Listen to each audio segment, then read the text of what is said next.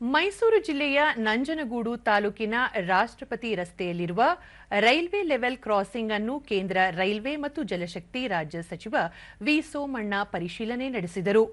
ಈ ಸಂದರ್ಭದಲ್ಲಿ ಸಂಸದ ಸುನೀಲ್ ಬೋಸ್, ಶಾಸಕ ದರ್ಶನ್ ಧ್ರುವ ನಾರಾಯಣ ಉಪಸ್ಥಿತರಿದ್ದರು.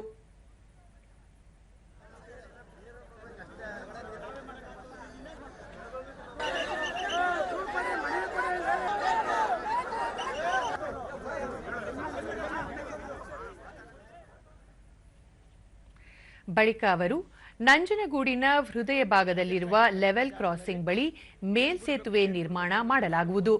ಈ ಯೋಜನೆ 49 ಕೋಟಿ ರೂಪಾಯಿ ವೆಚ್ಚದಲ್ಲಿ ಮುಂದಿನ 15 ದಿನಗಳಲ್ಲಿ ಪ್ರಾರಂಭಿಸಲಾಗುವುದು. 2026ಕ್ಕೆ ಕಾಮಗಾರಿ ಪೂರ್ಣಗೊಳ್ಳಲಿದ್ದು, ನಂಜನಗೂಡು ಮತ್ತು ಚಾಮರಾಜನಗರ ಸಂಪರ್ಕ ಕಲ್ಪಿಸುವುದರೊಂದಿಗೆ ಪ್ರಯಾಣಿಕರಿಗೆ ಅನುಕೂಲವಾಗಲಿದೆ ಎಂದರು. ಈಗಾಗಲೇ ರಾಜ್ಯದಲ್ಲಿ 14ಕ್ಕೂ ಹೆಚ್ಚು ಮೇಲ್ಸೇತುವೆ ನಿರ್ಮಾಣ ಮಾಡಲು ರೈಲ್ವೆ ಇಲಾಖೆ ಮುಂದಾಗಿದೆ. ಪ್ರಧಾನಿ ನರೇಂದ್ರ ಮೋದಿ ಅವರ ದೂರದೃಷ್ಟಿಯಿಂದ ಜನರ ಮತ್ತು ಪ್ರಯಾಣಿಕರ ಅನುಕೂಲಕ್ಕೆ ಮೇಲ್ಸೇತುವೆ ನಿರ್ಮಾಣ ಮಾಡಲು ಹೆಚ್ಚಿನ ಅನುದಾನ ನೀಡಿದ್ದಾರೆ ಎಂದರು. ಹಣನ ಆ ಭಾಗದ ಜನರಿಗೆ ಯಾವ ರೀತಿ ವಿನಿಯೋಗ ಮಾಡಬೇಕು ಅನ್ನೋದನ್ನ ನಾನು ಇಲ್ಲೇ ಲೋಕಸಭಾ ಸದಸ್ಯರು, ನಮ್ಮ ಶಾಸಕರು, ನಮ್ಮ ಮಾಜಿ ಶಾಸಕರು, ನಮ್ಮ ಮುಖಂಡರು ಎಲ್ಲರೂ ಕೂತ್ಕೊಂಡು, ನನಗೂ ಕೂಡ ಸ್ವಲ್ಪ ತಾಂತ್ರಿಕವಾಗಿ ಗೊತ್ತಿರೋದ್ರಿಂದ ಜನಗಳಿಗೆ ಅನುಕೂಲ ಬೇಕು.